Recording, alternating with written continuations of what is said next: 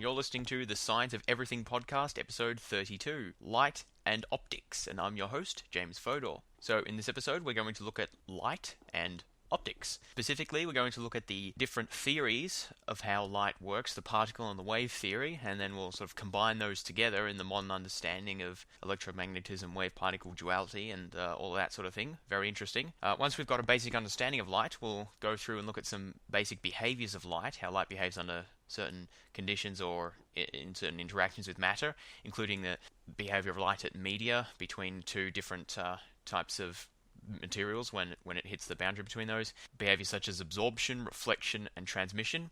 We'll also take a look at color and its relationship to the wavelength of light, and we'll talk about refraction and dispersion, two interesting properties of light or behaviors of light. So before we start, it's probably a good idea if you had a bit of a background in some of the prior physics episodes before listening to this one. Episodes you could look at include episode 9, Matter and Molecules, episode 14 on Principles of Quantum Mechanics, and definitely you'll want to have the background of episode 24, Vibrations and Waves. That one's probably the most important. Either listen to those episodes or at least have some background in those generic topics. You especially need to know things like wavelength and frequency and so on, otherwise those won't really make sense when I talk about them in this episode. Alright then, let's get into it. First question, what is light? This is a question that sort of plagued philosophers and scientists, or I guess proto-scientists, for thousands of years, because light seems to be somewhat of a mysterious phenomenon in the way it behaves. You know, it's not exactly matter, but clearly it interacts with matter and so on. So what is it exactly? So historically, there were basically two different theories of light, the particle theory and the wave theory. So I'll look at each of those in turn. Particle theory of light, or it was originally called the Corpuscular theory of light, was set forward in its sort of most developed form by Sir Isaac Newton, the same guy who came up with the laws of motion and law of gravity and so on. The basic idea is that light is made up of tiny discrete particles called corpuscles, just means little particles, which travel in a straight line with a finite velocity and also possess kinetic energy. So that explains why light interacts with matter, because they actually possess kinetic energy and they travel with a finite velocity. And you could model these corpuscles by using light rays, which is just sort of like a line of light that you can draw on paper and manipulate them to sort of understand how light's going to interact with matter in given circumstances. And you could use this light ray model to understand phenomena like shadows and reflection and so on. So Newton's corpuscular theory had some success in explaining, for example, reflection and other behaviors of light. However, one big problem with Newton's theory, particle theory of light, is it could not explain refraction.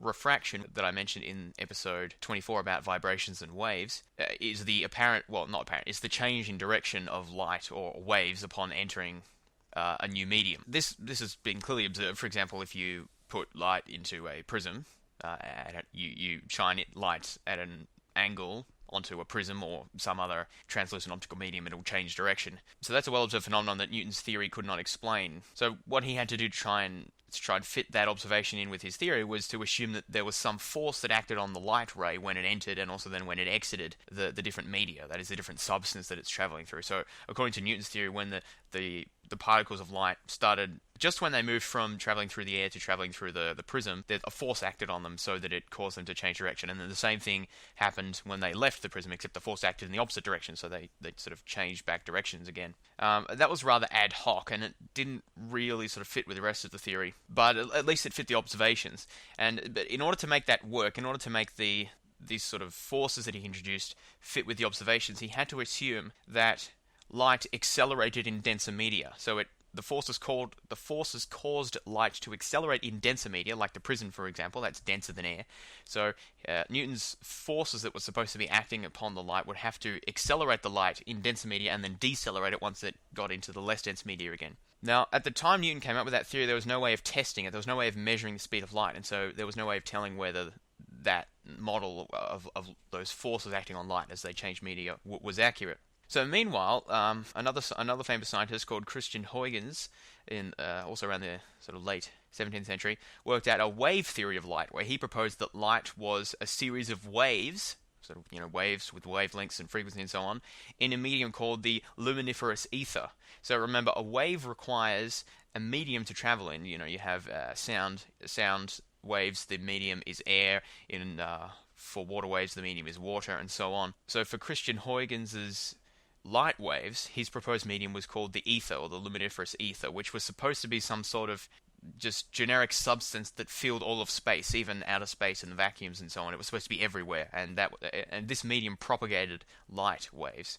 Now, this wave theory had a big advantage over Newton's theory in that it could explain refraction, because remember, refraction's a natural consequence of wave behavior as when you change media, especially when you change from moving into a more or less dense media where the waves can travel at different speeds. And if you don't know what I'm talking about, refer back to episode 24 on vibrations and waves. So if light was a wave, then it's not surprising at all that it changes speed and therefore changes direction when it moves from one medium to another.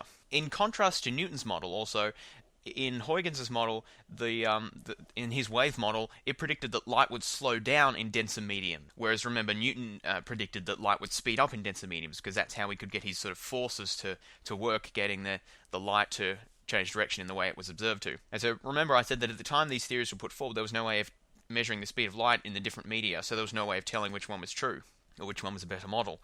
The speed of light in materials could not be measured until about 200 years later, in 1862. So both of these theories sort of stood side by side for a while, although I think Newton's theory was generally preferred, because Newton was right on so many other matters. But in 1862 it was shown that light indeed travelled more slowly in denser medium. So that is, light's going to travel more slowly in a prism than it is in air, and more slowly in water than it does in air, and so on. So the denser the medium, the slower the light travels, generally. And with that observation, that disproved Newton's corpuscular theory of light, because his forces that he had to introduce, he didn't really have any evidence of these forces, he just made them up because they enabled his model to fit the data, to fit the observation of refraction. In order for that to work, it required that light travelled faster in denser media.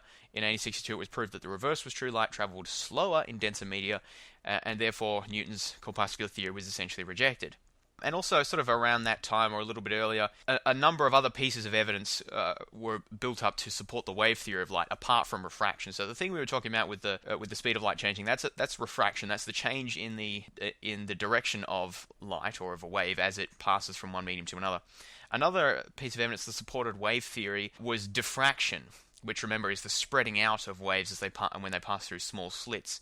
This was observed and measured to occur with light. That is, when you pass light rays, or when you pass light beams through narrow slits, you actually observe a diffraction pattern, with sort of light and dark shadows on a photographic board, or another way of measuring the light at the end. And this is a behavior of waves that you can't really explain with particles or in the corpuscular model. So diffraction is further support of the wave model. Finally, Thomas Young in 1801 demonstrated a yet another effect that could really only be explained by the wave model of light, namely interference of different different waves or different rays of light. And once again, interference is where you have essentially the peaks of one wave sort of overlapping with the troughs of another wave, and then causing destructive or constructive interference, causing the wavelength to change when you combine multiple wavelengths together. Once again, refer back to the Vibrations and Waves podcast if you don't know what I'm talking about here. This behavior of interference is only occurs with waves. It makes no sense with particles.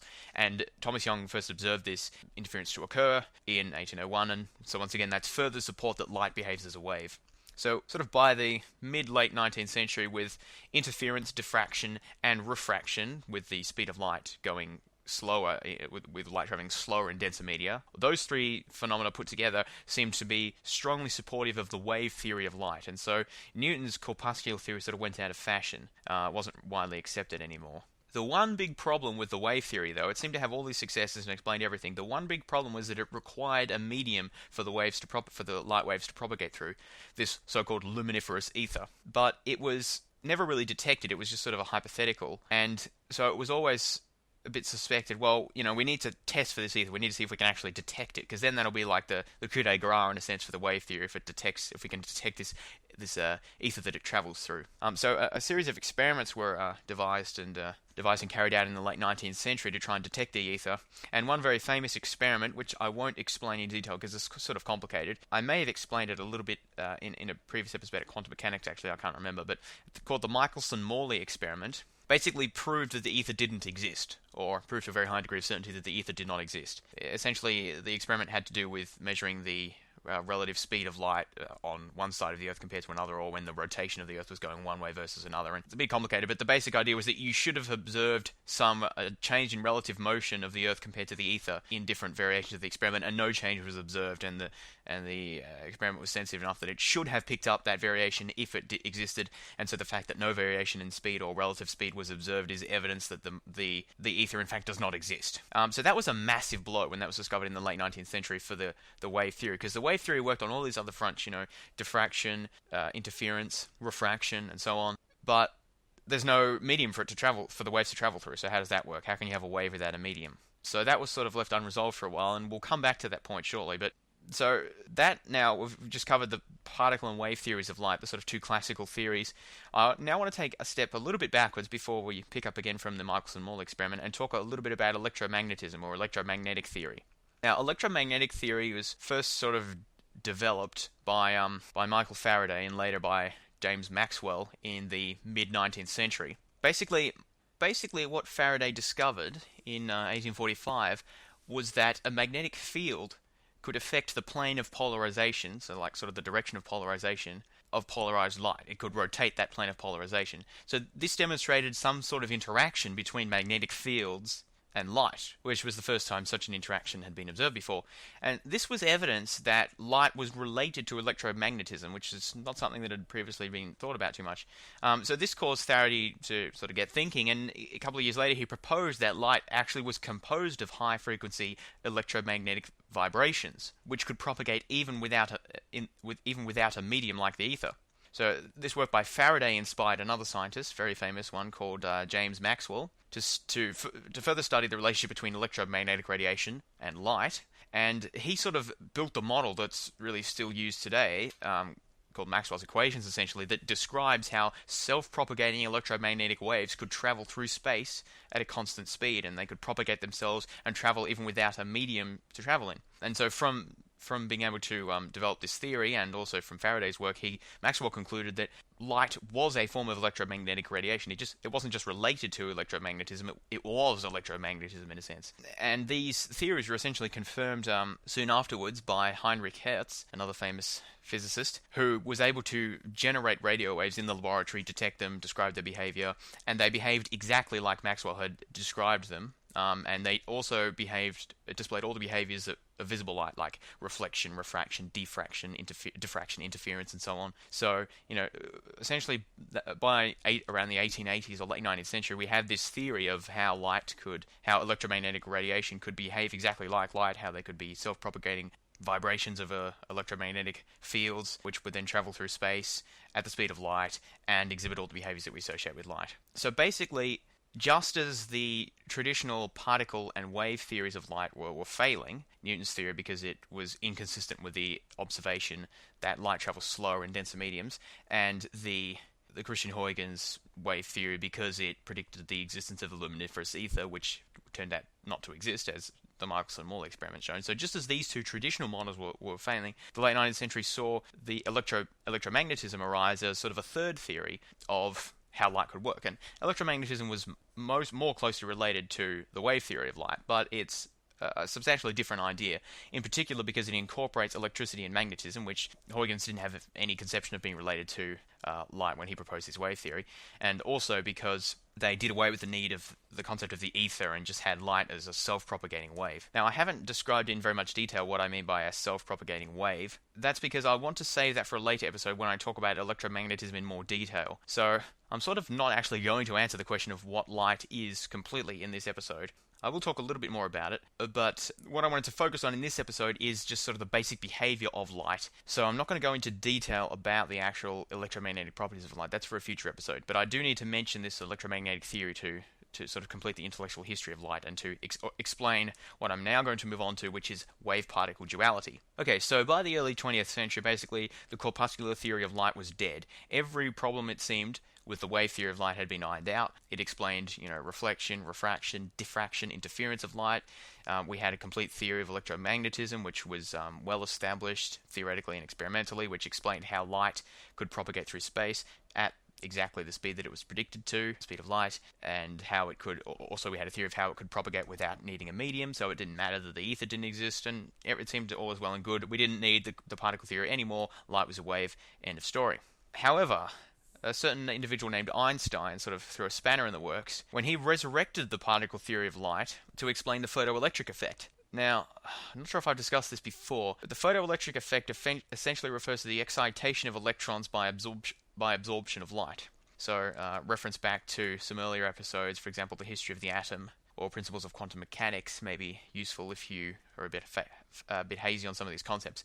But basically, what had been observed was that when light of a certain frequency was shined on certain metals, the metals would begin essentially conducting electric current, or electrons were observed to be flowing throughout the metal, or given off by the metal, and it wasn't really understood why this was the case. That is the photoelectric effect, and Einstein was trying to explain why this occurred. Why is it that when you shine light on a metal, you get electricity, you get electrons moving around? What's with that? He proposed that what was happening was that the electrons themselves were absorbing the incident light, which came in as discrete particles, as per Newton's theory. So the light comes in as single packets called photons, which were then absorbed by the electrons, and causing the electrons to gain energy and become excited and therefore move around the material. And this theory turned out to be very successful in explaining the photoelectric effect, and was sort of demonstrated experimentally and so on. So once again, after around 1905, with the photoelectric effect explained by Einstein, we seem to be back in our old problem of, is light a particle or a wave? It seems to be sort of both. Electromagnetism says it's a wave, but Einstein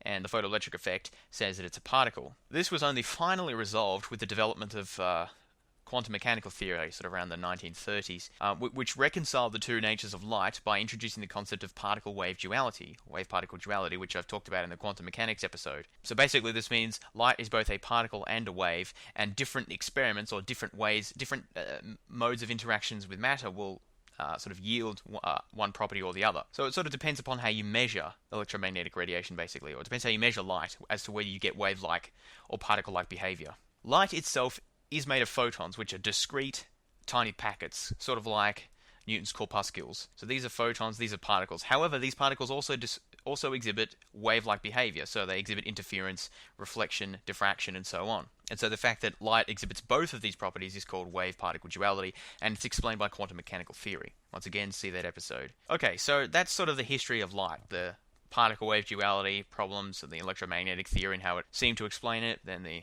modern quantum mechanical wave-particle duality theory, which has sort of put an end to that particular conundrum. Light's still a very interesting phenomenon, though, so now we're going to move away from just looking at what light is to looking at how light interacts with matter and some of the behaviors of light. First, we'll talk about meteor boundaries.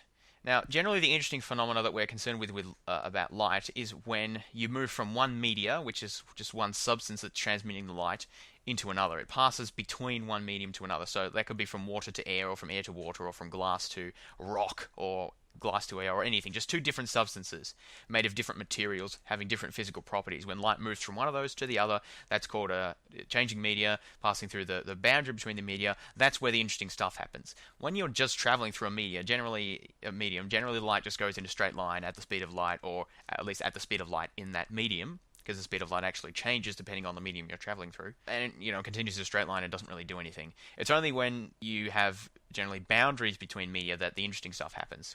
Well, there is going to be some absorption if you're traveling through certain media, but at a first approximation, most of the interesting stuff happens at boundaries between media. Okay, now there's a concept in regards to this called refractive index. Refractive index essentially means, well, as you can maybe guess from the name, it's an index, so it refers to how much the material refracts light when light passes into it.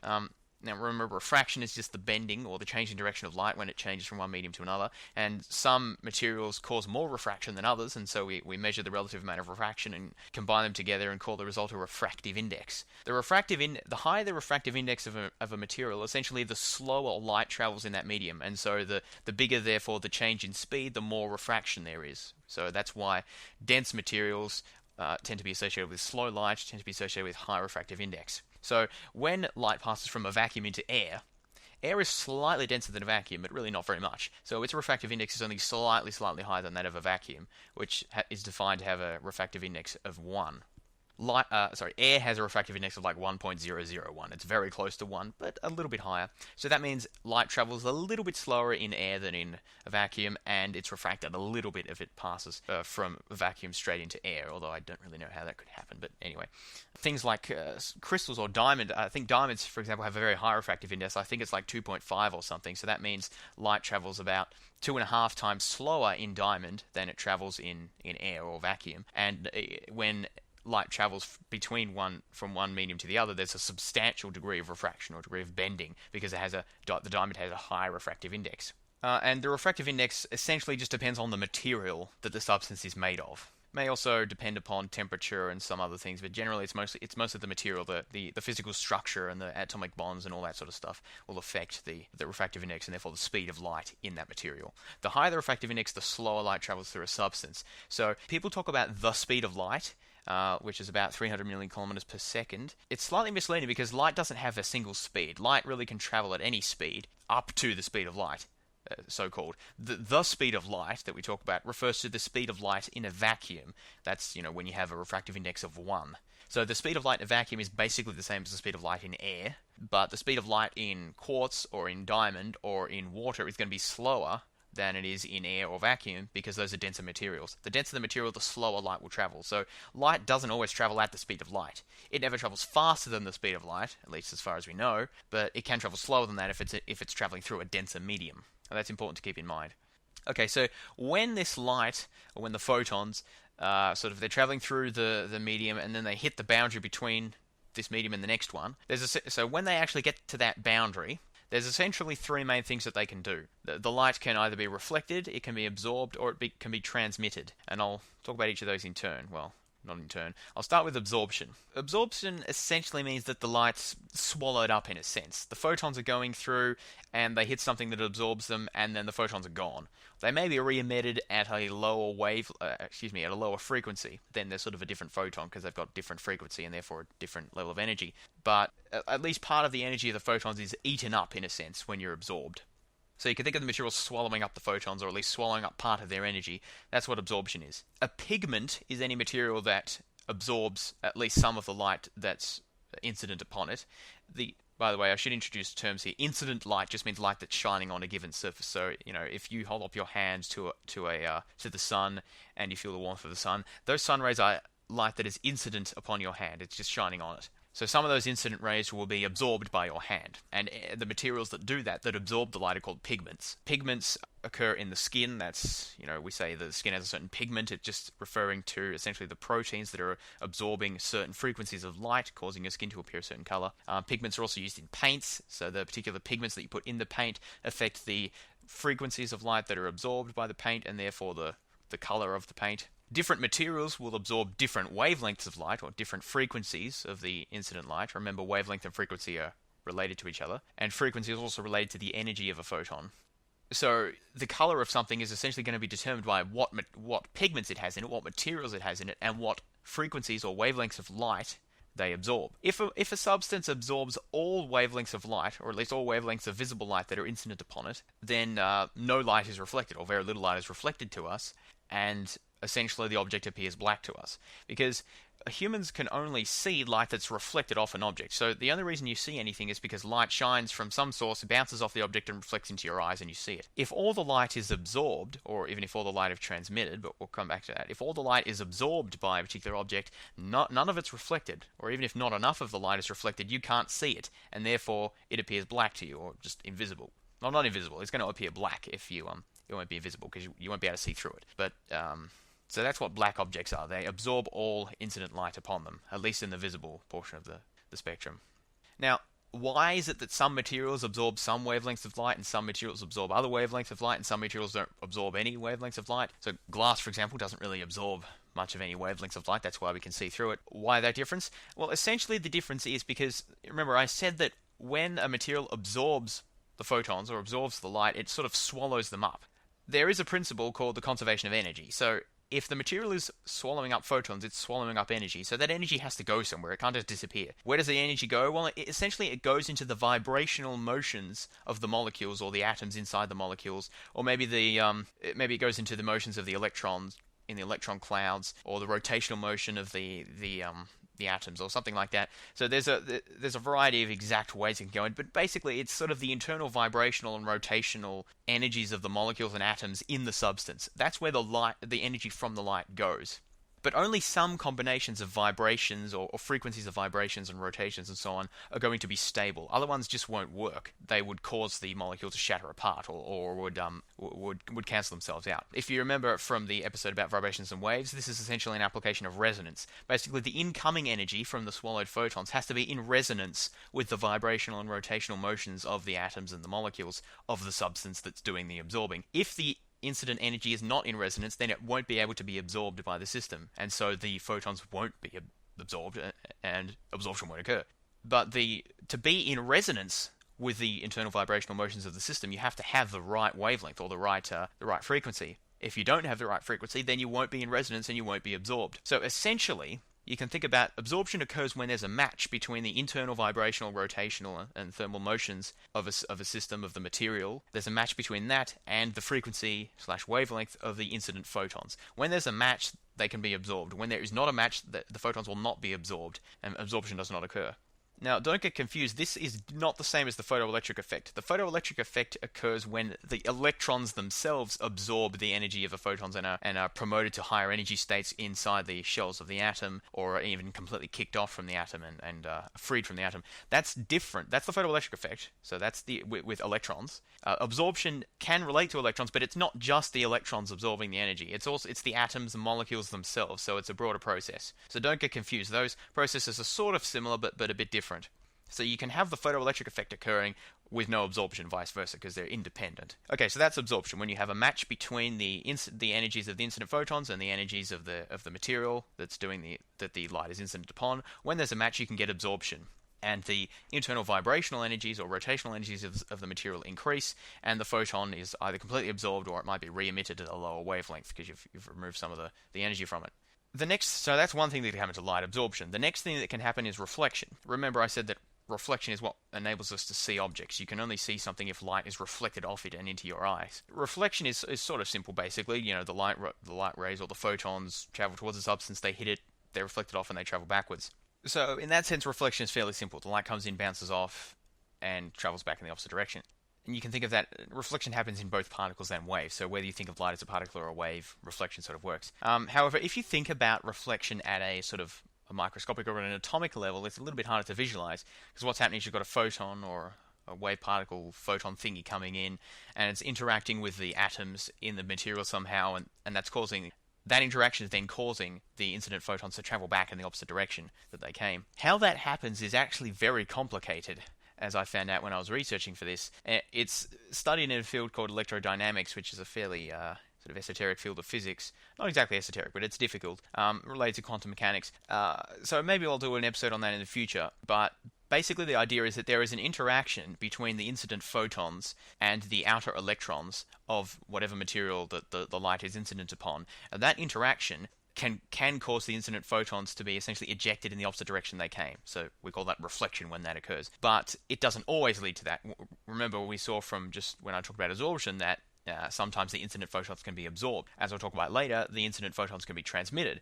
So whether or not the incident photons are reflected depends upon the precise electromagnetic properties of the material that it's hitting. So this is why metals, which are good conductors of electricity and therefore are also good reflectors of light, essentially, tend to be shiny because they're reflecting a lot of light, whereas ionic crystals or non-metallic elements that tend to be insulators, they don't transmit transmit electricity very well, they tend to be transparent because they cannot reflect very much light. Their outer electron structures are not very good at essentially maintaining the interaction between the electrons in the outer shells and the photons that are coming in. In ionic crystals, you can't get that interaction very well, which reflects the electrons, and so you don't get much reflection in those sort of things. So that's why crystals or diamonds and stuff like that tend to be transparent or translucent, because you're not getting very much reflection off them. You generally always get some, but not nearly as much as you would from, say, a lump of coal or a metal or something.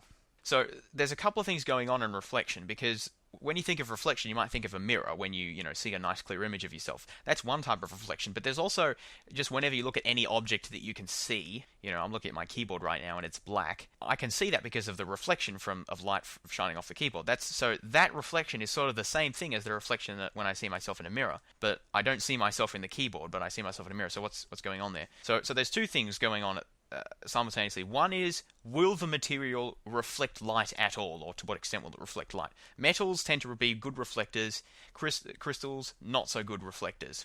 The second question is, once we found out whether the material reflects light, the next question is, how will it reflect it? Will the reflection be specular, which is like a mirror producing a nice crisp image, or will it be diffuse reflection, which is still reflection, but it loses the coherence of the light rays, and so they go off in all directions, and it scatters the light rays so that you don't have that clear image.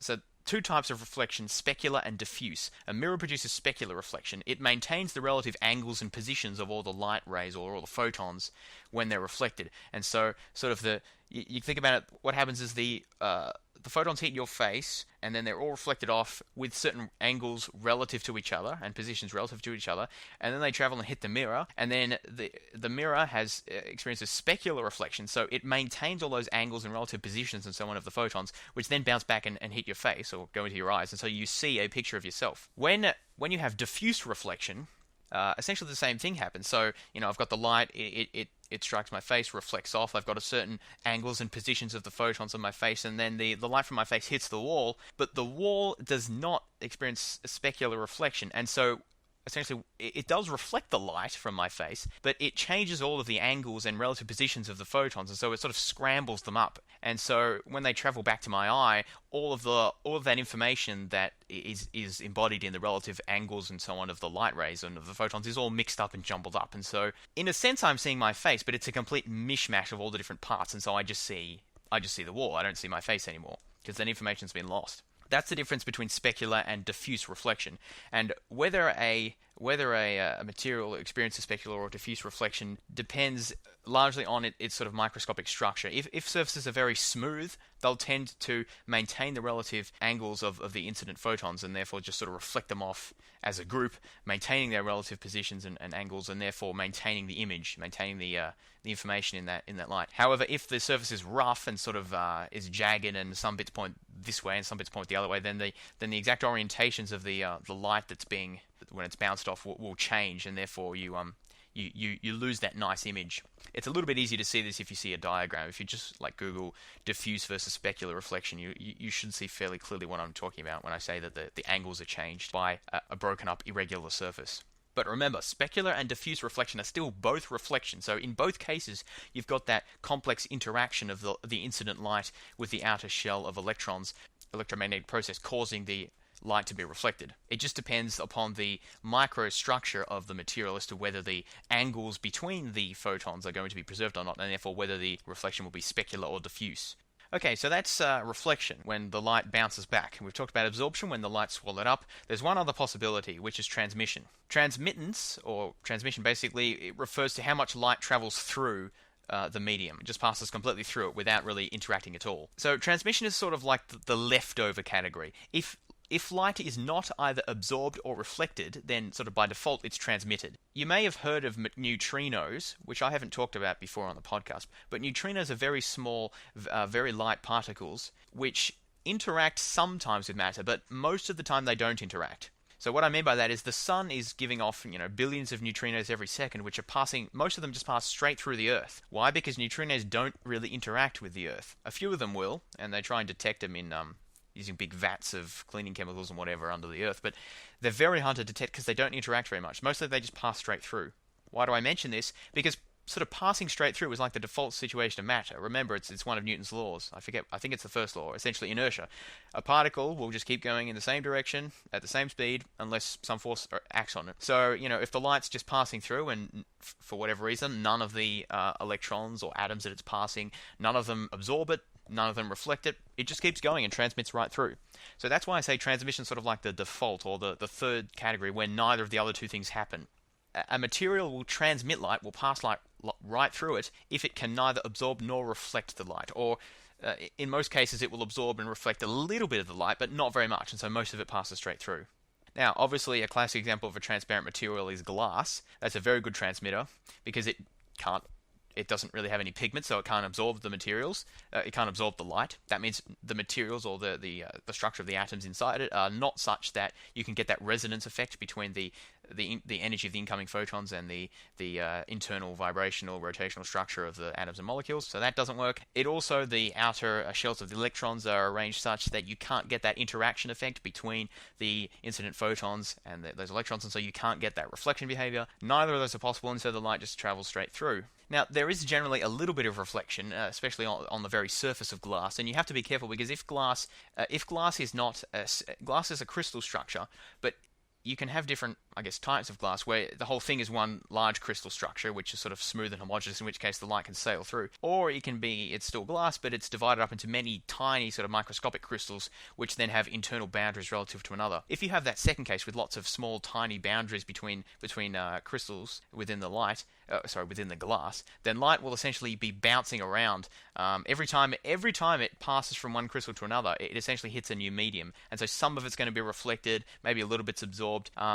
But the thing is, if that happens, the light's not going to pass nice and cleanly through the glass. It's going to, some of it will come through, but it's essentially going to look something like those. I don't know exactly what they're called, but that glass that the light comes through, but the detail of the picture is lost. The sort of the translucent type glass. One reason for that could be that there is a lot of tiny internal crystals within the glass structure that's breaking up the clear pattern of the light. So a traditional glass window you can just see right through depends not only upon lack of absorption and reflection, but it also depends upon there being not lots of little microcrystal structures within the glass, which would disrupt the light if it had to pass through them all, essentially.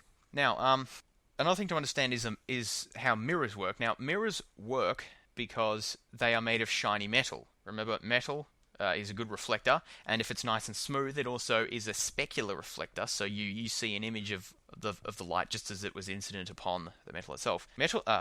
Mirrors are usually covered with glass, but the glass itself is not what does the reflection. The reflection, the production of the image is solely as a result of the shiny metal behind the glass. The glass really just protects that.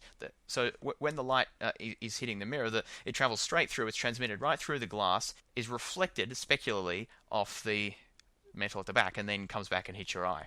So glass is not, at least the kind of glass you have in a mirror, is not actually what does the reflection. It's the metal behind that. You can have funky stuff happening when you have like two-way mirrors and so on, which maybe I'll talk about later, but I'm just sort of talking about the basic situation here. Normal glass and normal mirrors. So I've now covered the three different types of behavior essentially when light passes through a boundary between two media: absorption, reflection, and transmission. There are different classes of objects which essentially undergo these behaviors to different degrees. A transparent object transmits all incident light with maybe a little bit of reflection. So that's why if you look through a window, you can often just see a little reflection of yourself, depending on how the light situation. That's because some of the light's being reflected, but most of it's being transmitted. A translucent object transmits some of the light but absorbs most of it. So that's like a frosted glass. That's the word I was looking for, frosted glass. So a translucent object is one you can sort of see through, but not very well. An opaque object is one that either absorbs or reflects all incident light but has little or no transmission. So a white opaque object is one that reflects all incident light. A black opaque object is one that absorbs all incident light. And a colored object will absorb some light and reflect some light and generally not transmit very much. Now, invisible objects would have to either not interact with light at all or cause light to bend around them. So I suppose in a sense a window is an invisible object. That would be a case of light not interacting with it at all. It just sails straight through, although even there's going to be some degree of interaction because of the little bit of reflection you get and so on. Another possibility for invisible objects is if the light bent around them and then returned to its original orientation, so you didn't see the object at all. That's mostly theoretical, although they have done some laboratory work on actually getting that to happen. Although mostly, I think, in radio waves or maybe it was microwaves, not in the visible light spectrum. I haven't actually talked about what that is yet, so if you don't know what that is, don't worry. But so they are sort of working on that, getting light to bend around things. That also happens in general relativity as a result of mass bending space-time, but that's another thing I haven't discussed yet, so that's for a future episode. But bear in mind, if an object was to be invisible, either it doesn't interact with light or light bends around it. Transmitting or reflecting or anything like that is not going to make an object invisible. Okay, so having covered that, I now want to talk a little bit about color. which I've touched on before, but I want to go into a little bit more detail now. Now, the color of an object is... So the color literally just refers to our sort of perception of what an object looks like. It's actually very hard to define what that means exactly, but the color of an object is determined by the wavelength of light that it reflects. So this is a little bit confusing. So for example, you would say that most plants are green, quote unquote, are green. However, the reason that they appear green is because they reflect green light, which means they absorb blue and red light, which are different wavelengths of light, because each color has its own associated wavelength with it. So red light just literally is light of a particular wavelength. Blue light is light of a different wavelength. Green light is light of a different wavelength again, and same with yellow and so on. So green plants are green because they absorb blue and red light, and they reflect green light, and so that's how they appear. So essentially, when we say plants are green, that almost means the exact opposite. It almost means that plants are the opposite of green because that's the things they absorb. They absorb the blue and the red light, and they sort of throw away the green. The green's what's left over, and so that's the color they see. So whenever you see an object, that color that you perceive the object as is the color of the wavelength of light that is being reflected by that object. Anything that's absorbed by that object, you won't see, and therefore the object doesn't appear that color. So that also means that when you illuminate an object with different colors of light, it can change its appearance, because it can obviously only reflect the light that's incident upon it. So as an example, if the object appeared blue under normal light, it would appear black when viewed under yellow light, because it doesn't reflect yellow light, and therefore if that's the only thing that's incident upon it, it appears black, because it doesn't reflect anything. Now, speaking of white and black, I said that every color has its sort of own wavelength of light associated with it, or frequency of light associated with it. White and black are exceptions though. White is merely the interpretation that our brain renders to the situation where we see all the colors at once reflected or emitted by an object. So whenever anything is white, that means it's reflecting all, or at least most of the wavelengths of light that we can perceive. When something is black, as I've mentioned before, that means it's reflecting none of the wavelengths, or virtually none of them, and so we can't see anything from it. And also, you remember I said that different objects will look different under different types of lighting. That is why objects can look very different under fluorescent lights compared to just normal light bulbs, compared to sunlight, and maybe compared to sunlight at noon, compared to early morning and evening and so on. It's because if the incident wavelengths have different colors, then the objects themselves are going to reflect different colors, and so the objects can look different. So if you've ever thought that before, it's actually not your imagination. It's legit. Or it could be imagination too, I suppose, but there's physics behind it too. Okay, so that's color. Color refers to wavelengths, essentially. One last thing that I'd like to talk about is refraction, which I've sort of mentioned a bazillion times before already in this episode and the previous one.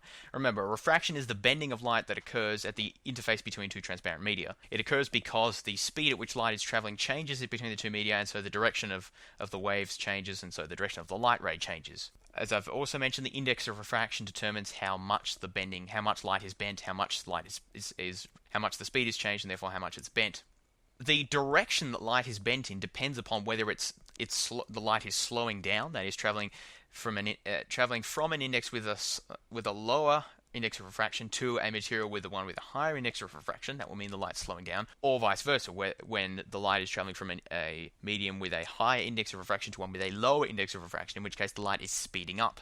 So if the light's going from low to high index of refraction, that means the light is refracted towards the normal, where the normal is a line that's perpendicular to the surface of an object. So you can think of the normal as like an arbitrary line just sticking out of the surface that light is hitting. That's the normal. So when light travels from low to high refractive index, the light's refracted away from the normal. When light travels from low to high refractive index, the reverse occurs and the light is refracted away from the normal. So don't worry too much about keeping that in your head. It's a little hard, especially when you can't actually visualize it. But I just wanted to put that idea out there, that the direction of refraction depends upon whether you're going from low to high speed or high to low speed. Dispersion is another interesting phenomenon that I wanted to talk about, which is closely related to refraction. Dispersion is the name given to the splitting up of white light into its component colors or component wavelengths when it's passed through a prism. So remember, white light is just light that's composed of all of the wavelengths that we can see. So that means if there's a ray of white light, it's actually got all those different wavelengths inside it. And when you pass white light through a prism, it turns out that you can split up those wavelengths so that we can see them separately from each other, and that process is called dispersion. I don't know if Newton discovered this, but he certainly described it and talked about it. The reason for this is because different colors have slightly different refractive indexes. That is, different wavelengths of light travel at slightly different speeds in different materials. In fact, red tends to refract the least, while violet refracts the most. And the reason for this in turn is because different colors are associated with different wavelengths, and the wavelength will determine how much refraction you experience, how much of a change in direction there is, and therefore if different colors are being refracted or bent different amounts, when you pass the light through the prism, the bending is different for each wavelength, and so the lights are sort of split apart from each other, and you can see them independently. And this phenomenon of dispersion is responsible for the rainbow, essentially because the raindrops act like lots of little tiny prisms, which are causing the refraction of sunlight, and therefore that splits light up into its component colors, and you see a rainbow. I'll probably talk about it in a little more detail exactly how that works, but that's the basic idea. So that's it for this episode. In the meantime, while you're waiting for the next episode, you can go onto iTunes and post a review of my podcast and a rating. I've got a few so far, but more ratings are always helpful. You can also spread the word about my podcast by telling all your friends how interesting it is, or family members, or random strangers even, if you like. Send me an email at fods12@gmail.com if you want to get in touch with me about the podcast, ask any questions, give feedback. Suggestions for future topics are also welcome. Just the other day I received an email from one Tim Koch, hope I'm pronouncing that name correctly, who gave me some suggestions for future topics, which I will look into. That's actually the first email I've ever received suggesting future topics, so if you have a particular subject you want to learn more about, send me an email, and it's quite likely that will actually have an effect on what I decide to do next. So that's it for now, and I'll talk to you next time. Just a brief postscript. I think I said at a couple of points in this episode that the speed of light in a vacuum was equal to 300 million kilometers per second. The correct value is 300 million meters per second, not 300 million kilometers per second. So the value in kilometers per second is 300,000 kilometers per second, which you can remember by the fact that light takes approximately 1 second, 1 and a bit seconds to go from Earth to the Moon, and that's about a distance of 300,000 kilometers. Apologies for that error.